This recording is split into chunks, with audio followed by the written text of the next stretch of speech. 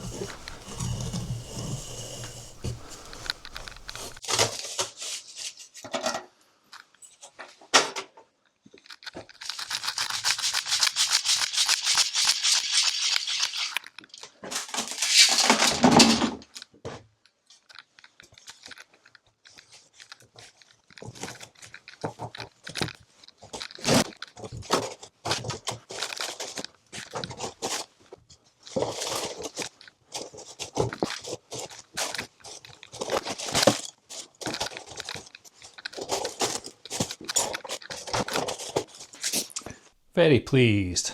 It's turned out quite well. My joinery hasn't been perfect, but it's adequate.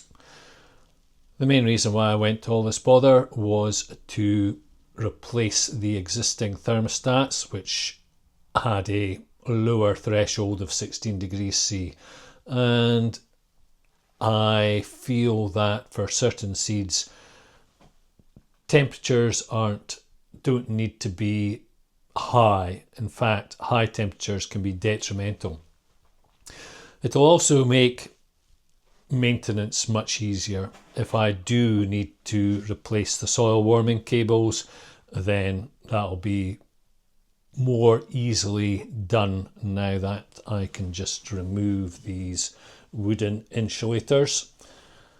Though it has to be said, the soil warming cables have been very reliable. This is the third season and they still work perfectly well.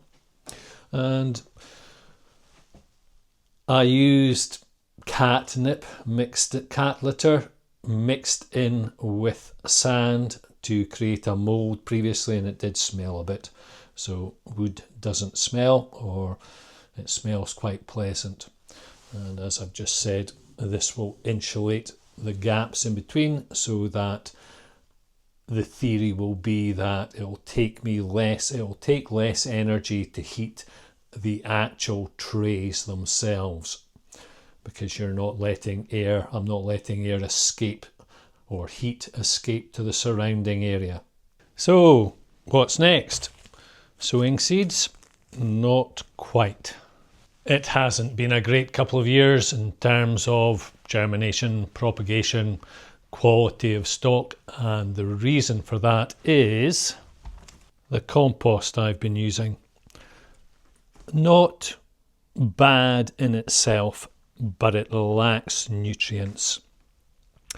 This was bulk compost that I bought so that I could have it delivered, and it's fine, but it doesn't have any nutrition in it. It's purely a growing medium.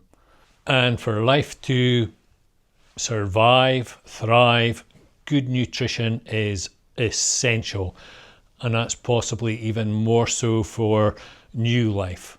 It needs a really good start in order for it to be healthy during its entire lifetime. This isn't going to go to waste though, as I'm going to use it to pot on some of these Paulownia. These are Paulownia fortunei, a natural variety. I'm into natural varieties and biodiversity. Not totally against clones, though I prefer biodiversity, natural selection, natural varieties. Anyway, I was starting to lose interest in Paulownia here in Ireland because the slugs were devouring them. However, last autumn there was very low rainfall, and it's been quite incredible. I've seen perhaps 3-4 slugs this entire winter. So I'm going to give Paulownia another shot, although I'm going to pot these on, as I say, using that compost, and I'll try and grow them into larger trees before planting them out.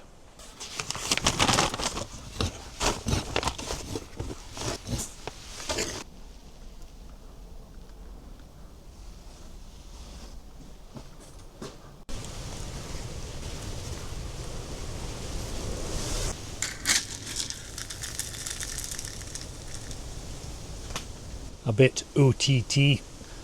I settled for about a third of that for all of the rest of these polypots. It's the second week in February here in Ireland, and quite a few of these Paulownia fortunei are starting to bud. This compressed air system is just fantastic for loosening the plugs from the trays. Last year, when I realised that all the plants were deficient in nutrition, they were malnourished, I started feeding them, and it's definitely had an impact. This one's got a really nice thick taproot there and some healthy white new root growth.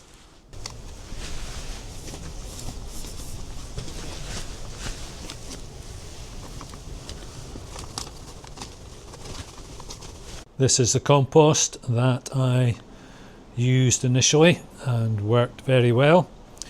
Just bought from the local farm shop, and as you can possibly read there, enriched with essential nutrients and trace elements for greener, healthier plants.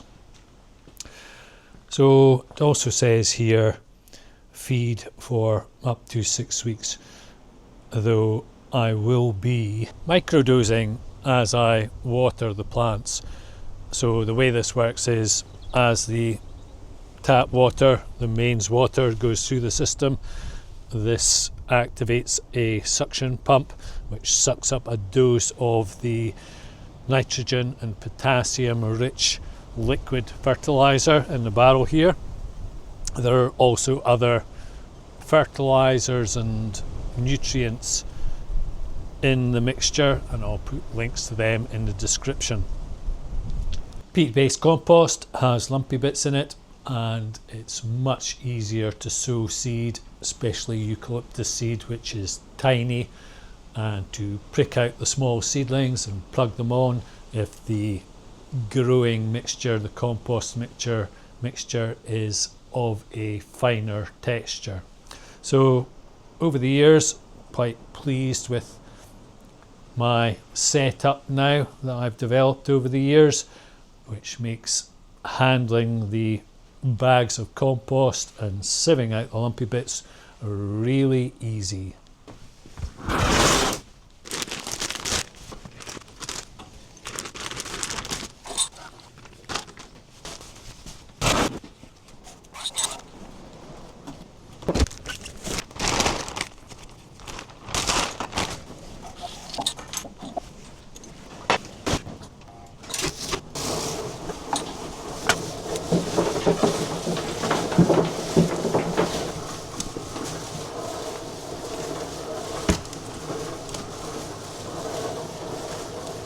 The bulk bags that I bought that weren't enriched with any nutrients were 100 litres.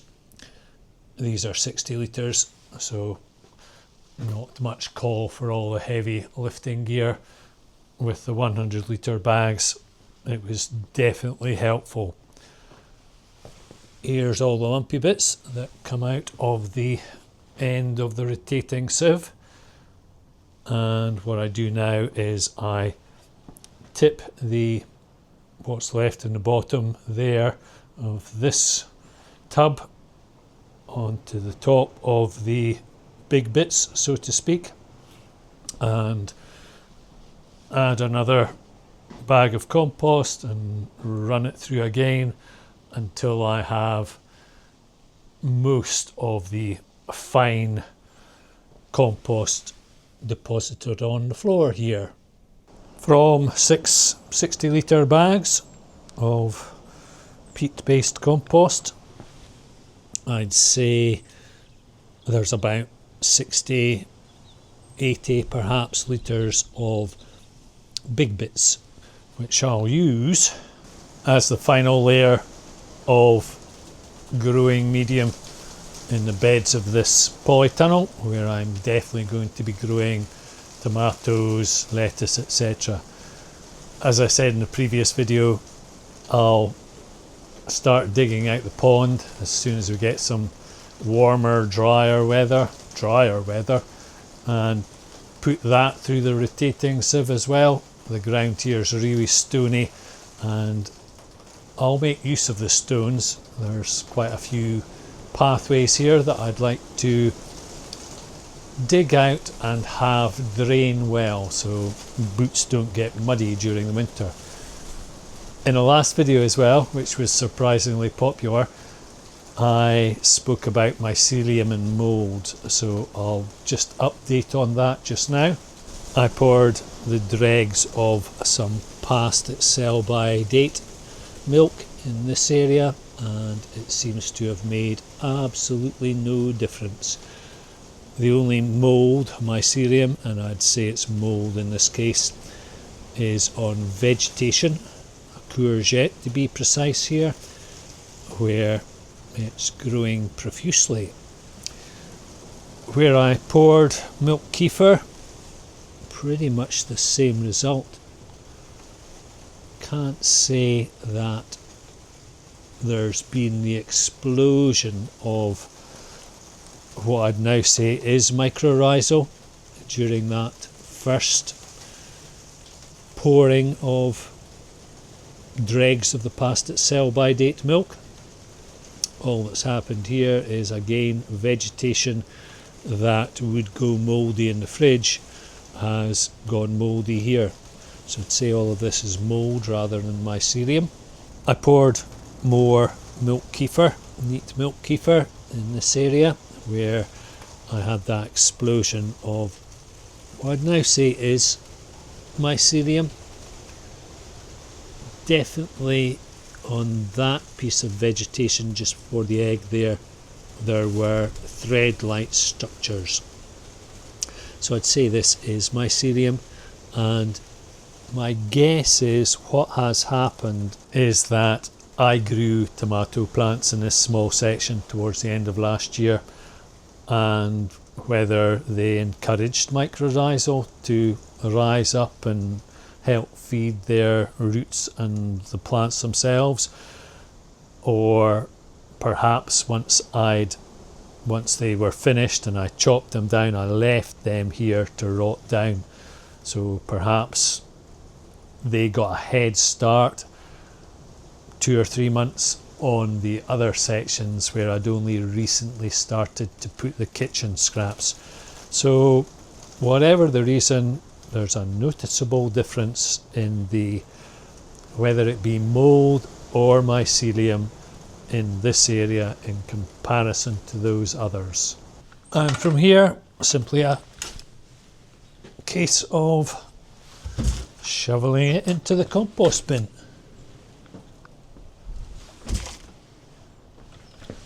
During the next week or so, I'll upload short videos on the individual varieties of trees that I'll be propagating this year, and also I'll be sowing sunflower seeds. They're quite interesting, and I'll definitely be sowing tomatoes and a few other edible crops this year, so stay tuned for them. In the meantime, these are some eucalyptus varieties that will require stratification, so here's my method for that. Labelling is very important, especially for eucalyptus, which some varieties can look very similar when they're juvenile. This Brother P-Touch is just fantastic. Really like it. So these are glossines.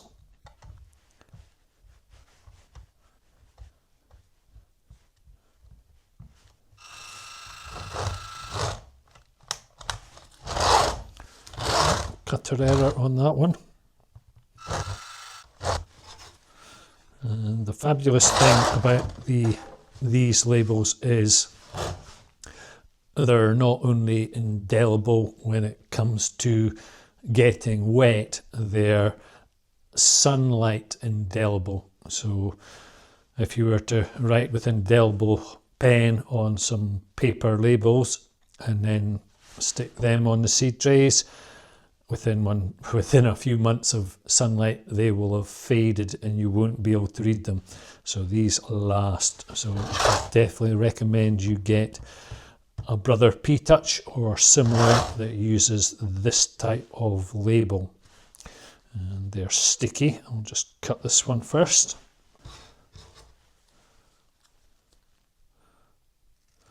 And get rid of the printer error. And this year I'm going to be sowing a lot less than I have in previous years. So whereas before I would have one seed tray with only one variety, and this year I'll be sowing 2 or 3 in the same seed tray. 2 or 3 that will either require stratification over the same period of time or not, as the case may be. So that's glossines, and these are parvula. And you'll note also that I have the date on them. Hopefully that's showing up there, might not. Anyway, they've got the date 15th of February. It's parvula.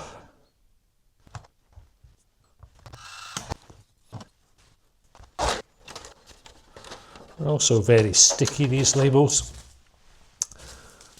And gunny eye.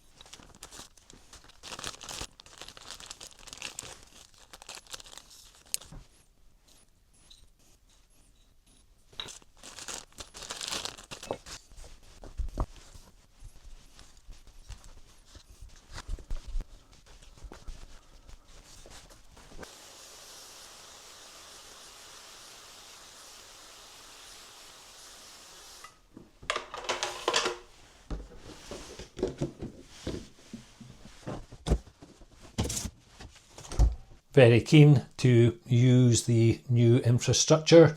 So yesterday I sowed 6 trays, 5 of which are eucalyptus and 1 of Paulownia. Find the Paulownia. I think it might actually, yeah, Paulownia is this first one. These are quite interesting. So it's currently showing 16.4 degrees C and the sensor is just above the surface of the seeds. The temperature in the soil warming cables is currently reading 19.3, 19.4. And the way this works is the cable cool, as I've labelled it, is on 24/7 and it's set to a maximum of 11 degrees C, and once it gets to 11 degrees C it switches off until it cools down to 9 degrees C, and then it's triggered again, warms up to 11 degrees C, etc. The warm cable is currently scheduled to come on every day at 9 AM and go off every day at 7 PM. So I'm trying to mimic nature. And it's set to 21 degrees maximum with the lower trigger point of 19 degrees C. So same as the cool cable, once it gets to 19 degrees C it's triggered, warms up to 21, switches off. The grow lights are also on a schedule, and one of them comes on at 6 AM in the morning and goes off at 8 PM in the evening, and the other one comes on at 11 AM and switches off at 5 PM. So again, trying to mimic the brightest periods during the day. One of these seed trays is ovata, Eucalyptus ovata. Very keen on ovata. They're really at the cusp of being viable here in Ireland, but they grow rapidly. 3 metres a year, can be coppiced. So I had some seed, so I've labelled them ovata, ovata, and one was labelled ovata manta. So I'll need to look that up. Stefan from Germany kindly sent me over some of his own seeds from his ovata, which this must be hardy enough to survive the frosts anyway, because it's more, Germany has, where he stays in Germany has more severe frosts than here in Ireland. Though I'd say in Ireland the issue is not just the frosts, it's the severe gales, which in my particular location can be salty. Again, Stefan sent me some globulus seed. I'm a real fan of globulus. Again, another variety that is on the cusp of being viable here in Ireland. However, another rapidly growing variety which can be coppiced. So very keen to try and get some globulus to maturity so that I can have my own seed, which I'm certain will be hardier and more acclimatized. So Stefan sent over some seed from a 64 metre tree. So that would be great if they turned out to be hardy enough to survive here in Ireland. And he also sent me a batch of seed from general Eucalyptus globulus that he's encountered during his travels. I also had seed from New Zealand, and to be quite honest, I don't think it was great seed to start with, so we'll see what happens there. I'll definitely be uploading videos on how everything progresses. Thanks for taking the time meantime, always appreciated.